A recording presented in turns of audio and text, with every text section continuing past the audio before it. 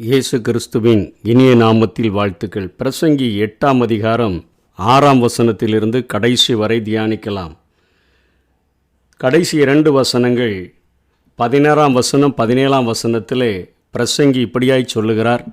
நான் ஞானத்தை அறியவும் மனுஷன் இரவும் பகலும் கண்ணுறக்கமில்லாமல் பூமியிலே செய்யும் வேலைகளை பார்க்கவும் என் மனதை செலுத்தின பொழுது தேவன் செய்யும் சகல கிரியைகளையும் நான் கவனித்து பார்த்து சூரியனுக்கு கீழே செய்யப்படும் கிரியைகளை மனுஷன் கண்டுபிடிக்க கூடாதென்று கண்டேன். அதை அறியும்படி மனுஷன் பிரயாசப்பட்டாலும் அறிய மாட்டான். அதை அறியலாம் என்று ஞானி எண்ணினாலும் அவனும் அதை அறிந்து கொள்ள மாட்டான் என்று சொல்லி இங்கே ஒரு முடிவை அவர் எழுதுகிறதை பார்க்கிறோம். நான் ஞானத்தை அறியணும், மனுஷன் இரவும் பகலும் கண்ணுறக்கமில்லாமல் பூமியில் செய்யும் வேலையை பார்க்கணும்னு சொல்லி என் மனதெல்லாம் செலுத்தின போது கூட தேவன் செய்கிற சகல கிரியைகளையும் நான் கவனித்து பார்த்து சூரியனுக்கு கீழே அதை நாம் கண்டுபிடிக்க முடியாது. அறிவை பயன்படுத்தினாலும் கண்டுபிடிக்க முடியாது, ஞானத்தை பயன்படுத்தினாலும் கண்டுபிடிக்க முடியாது. ஏனென்று சொன்னால் தேவனுடைய ஞானமும் தேவனுடைய அறிவும் மனிதனுடைய ஞானத்தோடும் அறிவோடும் ஒப்பிட முடியாத அளவிற்கு அத்தனை மகத்தானவைகள் என்பதை கண்டுகொண்டேன் என்று சொல்லி முடிவை எழுதுகிறதை நாம் பார்க்கிறோம். இதற்கு காரணம் என்ன முன்பாக அவர் அடுக்கி சொல்லுகிறார் என்று சொன்னால் 6ஆம் வசனத்திலிருந்து நாம் ஏற்கனவே 3ஆம் அதிகாரத்தில் பார்த்தது போல எல்லா காரியத்துக்கும் ஒரு காலம் உண்டு. பிறக்க இறக்க நட்ட என்று சொல்லி அவர் 28 காரியங்களை சொல்லுகிறாரே, அந்த காரியங்கள் மனிதனுடைய வாழ்விலே அவனுக்கு சரியான காலத்தில் நடக்குது. இதனால் மனுஷனுக்கு சஞ்சலம்தான் மிகுதியாகுது. இன்னது சம்பவிக்கும்னு சொல்லி அவனுடைய அறிவை பயன்படுத்தினாலோ அவனுடைய ஞானத்தை பயன்படுத்தினாலோ அவன் கண்டுபிடிக்க முடியாது. யாராவது அவனுக்கு சொல்லிக் கொடுக்க முடியுமானா அதுவும் முடியாது.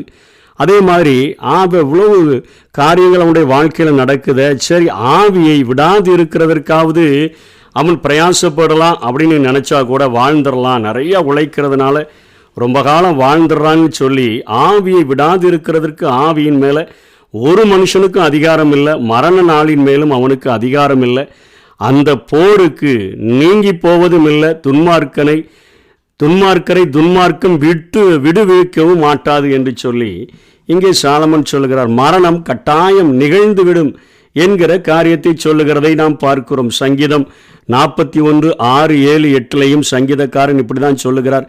தங்கள் செல்வத்தை நம்பி தங்கள் திரளான ஐஸ்வர்யத்தினால் பெருமை பாராட்டுகிற ஒருவனாவது அந்த செல்வத்தினால தன் சகோதரன் அழிவை காணாமல் இனி என்றைக்கும் உயிரோடு இருக்கும்படி எவ்விதத்தினாலாவது அவனை மீட்டு கொள்ளலாம் என்று சொல்லி அவன் பொருளை தேவனுக்கு கொடுக்க மாட்டாதே. அவனை மீட்கும் பொருளை கொடுத்து, அதாவது இன்னைக்கு உலகத்தில் ஒரு சின்ன காரியங்கள் வியாதிகளுக்கு நாம் பணங்களை செலவழித்து நம்ம அந்த வியாதியிலிருந்து கொஞ்சம் ஜீவனை இந்த உலகத்தில் வாழ்கிற வாழ்க்கையை தள்ளி போடலாமே ஒழிய மரணத்தை காசை கொடுத்து வாங்கி மரணம் நிகழாமல் எந்த ஒரு மனுஷனும் தடுக்க முடியாது என்கிற காரியத்தை பார்க்கிறோம். யோபு 14:5 அவனுடைய நாட்கள் இம்மாத்திரம் என்று குறிக்கப்பட்டிருக்கையில் அவனுடைய மாதங்களின் தொகை உம்மிடத்தில் இருக்கிறது.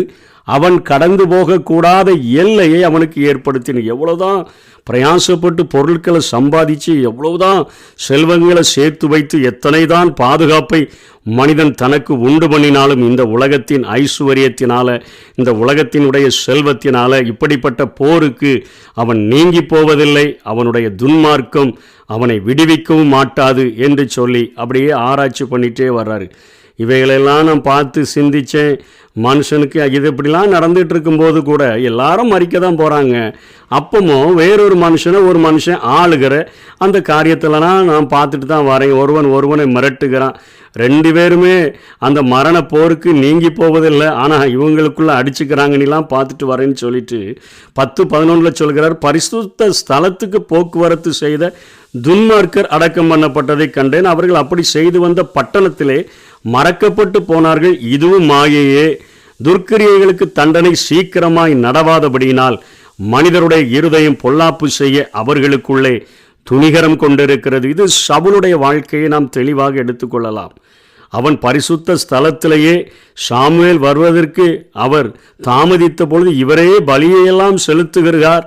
அவர் குற்றங்களை சவுலிடத்தில் உணர்த்தின பொழுது நான் பாவம் செய்தேன் என்று சவுலிடத்தில் சொல்லுகிறாரே ஒழிய ஜனங்கள் மத்தியில் என்னை கனப்படுத்தும்படியாக நீர் வாரும் என்றுதான் சொல்லுகிறார். ஆண்டவுடைய சன்னிதானத்தில் தாவீதினுடைய இருதயம் தாழ்த்தப்பட்டது போல சவுலுடைய இருதயம் தாழ்த்தப்படவே இல்லை. ஆனால் பரிசுத்த ஸ்தலத்திற்கு போக்குவரவு செய்கிறவராகத்தான் அவர் இருந்தார். அவர் தாவீது எந்த ஒரு குற்றத்தையும் செய்யாத போதும் துர்க்கிரியைகளுக்கு தண்டனை சீக்கிரமாய் அவருடைய வாழ்க்கையில் நடக்காதபடியினால அவர் பொல்லாப்பு செய்ய அவர்களுக்குள்ளே துணிகரம் கொண்டிருக்கிறது என்பது போல ஒவ்வொரு நாளும் எப்படியாவது தாவீதினுடைய உயிரை வேட்டையாடி விட வேண்டும் என்று சொல்லி நல்லாட்சியை கொடுப்பதை பார்க்கிலும் தாவீதை துரத்தி சென்றதே ஒரு பெரிய காரியமாக மாறிவிட்டது. அவருக்கு அந்த சத்தியத்தை புரிந்து கொள்ளக்கூடிய தன்மை இல்லை. தாவீது அவர்கள் பாடின பாடல் என்ன? சவுல் கொன்றது 1000, தாவீது கொன்றது 10000. ஒருவன் 1000 பேரை துரத்துவான், 2 பேர் சேர்ந்து விட்டார்கள் என்று சொன்னால் 10,000 பேரை துரத்துவார்கள். அதுதான் அந்த பாட்டினுடைய அர்த்தம்.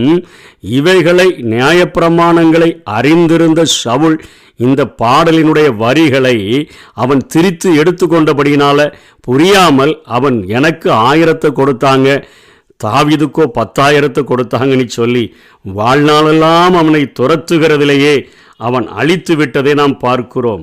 அதற்கு கீழாகத்தான் இப்பொழுது சொல்லுகிறார், பாவி 100 தரம் பொல்லாப்பை செய்து நீடித்து வாழ்ந்தாலும் என்ன, தேவனுக்கு அஞ்சி அவருக்கு முன்பாக பயந்திருப்பவர்களே நன்றாயிருப்பார்கள் என்று அறிந்திருக்கிறேன். தன் வாழ்க்கையை விட தன்னுடைய தகப்பனுடைய வாழ்க்கை அத்தனையாய் ஆண்டவருக்கு பயந்திருந்தபடியினாலே அவர் மரிக்கும் பொழுது கூட அவர் ஒரு அருமையான ஒரு மரணத்தை தழுவினதை அவர் பார்த்துவிட்டு அங்கே சவுலுடைய வாழ்க்கையை பார்க்கும் பொழுது அவன் கில்போவா மலைகளிலே வெட்டுண்டு இறந்து போன காரியங்களை குறிப்பிடுகிறதை நாம் பார்க்கிறோம்.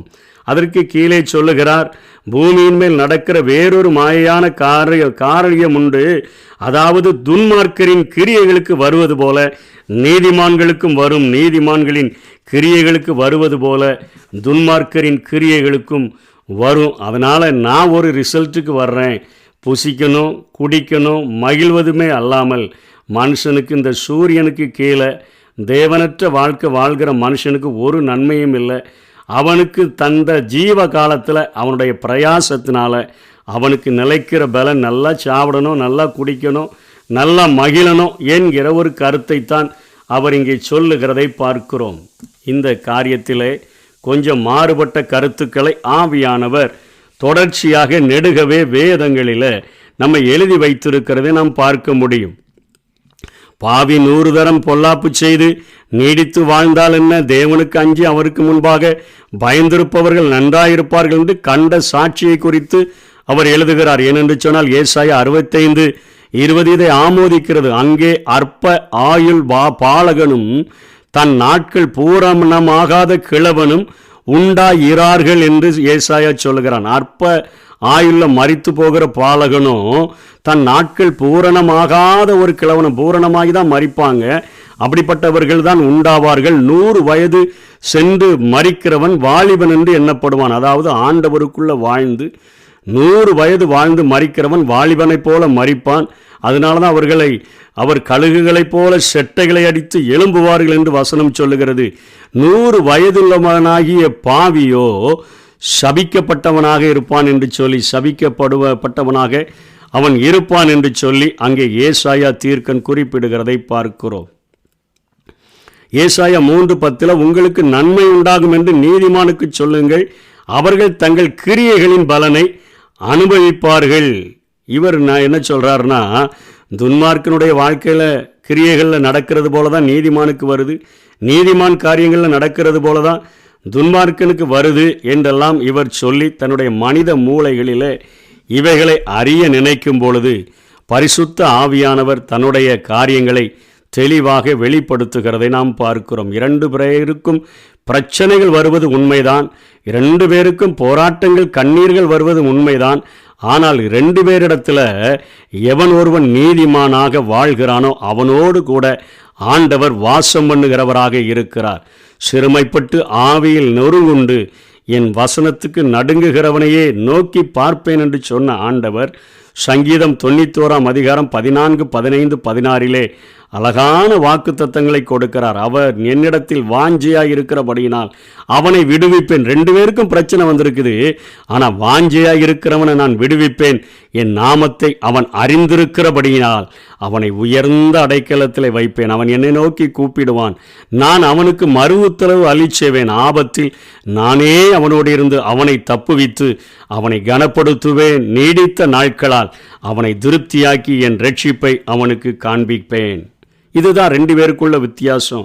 1 கொரிந்தியர் 10 அதிகாரம் 13 கொரிந்தி சபைக்கு பவுல் எழுதுகிறார், மனுஷனுக்கு நேரிடுகிற சோதனையே அல்லாமல் வேறே சோதனை உங்களுக்கு நேரிடவில்லை.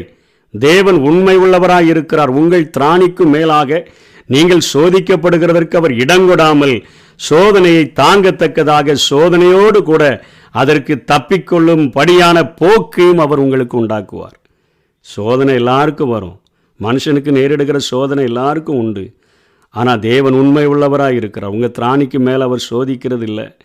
அப்படி சோதித்தாலும் அதுக்கு தப்பி செல்லும்படியான போக்கையும் அவர் உங்கள் வாழ்க்கையில் உண்டாக்குகிறவராக இருக்கிறார். எக்ஸாம்பிளுக்கு அதே தானியேல் 3 அதிகாரம் 25 சாத்ராக், மேஷாக், ஆபேத்நேகோ மிகப்பெரிய ஒரு ராஜாவுக்கு முன்பாக தேவனுக்காக எதிர்த்து நின்ற பொழுது மனுஷனுக்கு கீழ்ப்படுகிறதை பார்க்கிலும் தேவனுக்கு கீழ்ப்படுகிறதே நலமென்று சொல்லி நின்ற அவர்கள் அந்த 25 3:25 இதோ 4 பேர் விடுதலையாய் அக்கினி நடுவிலே உலாவுகிறதை காண்கிறேன். அவர்களுக்கு ஒரு சேதமும் இல்லை.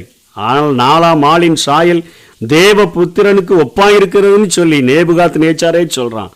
அவர்களை வேகமாக வெளியே கொண்டு வர செய்துட்டு 30 சொல்லுகிறது, பாபிலோன் தேசத்தில் அவங்கள உயர்த்திட்டு 22 தூக்கி போட்ட புருஷர்கள் எல்லாம் அங்கே இருக்க மற்றவ, அதாவது தூக்கி போட போனவர்கள் எல்லாம் 22 அங்கே இராணுவத்தில் பலசாலிகள் எல்லாம் தூக்கி போட போனாங்க. அங்கே அக்கினி அது ஒரு 7 மடங்கு அதிகமாக சூடாக்கப்பட்டபடினால அவங்க அக்கினி பக்கத்தில் தூக்கி போட போனவங்களெல்லாம் அக்கினி கொண்டு போட்டுருச்சு. உள்ளே சுற்றினவர்கள் அங்கே தேவனால் விடுவிக்கப்பட்டதை பார்க்கிறோம். நீதிமானுக்கும் துன்மானுக்கும் பிரச்சனை வருகிறது தான். ஆனால் ஆண்டவர் கூட இருந்து தப்பிக்கொள்ளும்படியான ஒரு போக்கை உண்டாக்குகிறவராக அவர் இருக்கிறதை பார்க்கிறோம். அதே போல் தானியேலுடைய அந்த வாழ்க்கையிலையும் 6 அதிகாரம் 22 தானியேல் சொல்லுகிறார், சிங்கங்கள் என்னை சேதப்படுத்தாதபடிக்கு தேவன் தம்முடைய தூதனை அனுப்பி அவைகளின் வாயை கட்டி போட்டார். அது என்னவென்றால் அவருக்கு முன்பாக நான் குற்றமற்றவனாக காணப்பட்டேன். ராஜாவாகிய உமக்கு முன்பாகவும் நான் நீதிகேடு செய்ததில்லைன்னு சொன்னான். 24 தரியு ராஜா மிகுந்த சந்தோஷம் அடைந்தவனாக குற்றம் சாட்டின மனுஷரை எல்லாரையும் கொண்டு வர சொல்கிறான். அவர்கள், அவர்களுடைய குமாரர்கள், அவருடைய மனைவிகள் எல்லாரையும் சிங்க கெபியில் போடுறாங்க. அவர்கள் கெபியின் அடியில் சேரும் முன்னே சிங்கங்கள் அவர்கள் மேலே பாய்ந்து அவர்கள் எலும்புகளை எல்லாம் நொறுக்கி போட்டது என்று சொல்லி பார்க்கிறோம். 2 பேர் 2:9 கர்த்தர் தேவ பக்தி உள்ளவர்களை சோதனையின்றி ரட்சிக்கவும் அக்கிரமக்காரரை ஆக்கினைக்குள்ளாக உள்ளானவர்களாக நியாய தீர்ப்பு நாளுக்கு வைக்கவும் அறிந்திருக்கிறார் என்று பரிசுத்த ஆவியானவர் பேதுரு மூலமாக வெளிப்படுத்துகிறதை பார்க்கிறோம். ஆகவே 2 பேருக்கும் கிரியைகள் ஒன்றல்ல. இங்கே புசித்து குடித்து மகிழ்ச்சியாக இருப்பதோடு கூட ரிசல்ட் முடிஞ்சிடலாம். ஆனால் தேவனோடு கூட வாழ்கிற வாழ்க்கையில் தேவனுடைய ராஜ்யம் புசிப்பும் குடிப்பும் அல்ல, அது நீதியும் சமாதானமும் பரிசுத்த ஆவியினால் உண்டாகிற சந்தோஷமுமாய் இருக்கிறது. அப்படிப்பட்ட மேலான வாழ்க்கைக்கு வாஞ்சிப்போம். கர்த்தர் நம்மை ஆசீர்வதிப்பாராக. ஆமென். ராணிக்கு மேலாக சோதிக்கப்பட ஒரு நாளும் விடமாட்டார். தாங்கிடும் பலன் தருவார். தப்பிச் செல்ல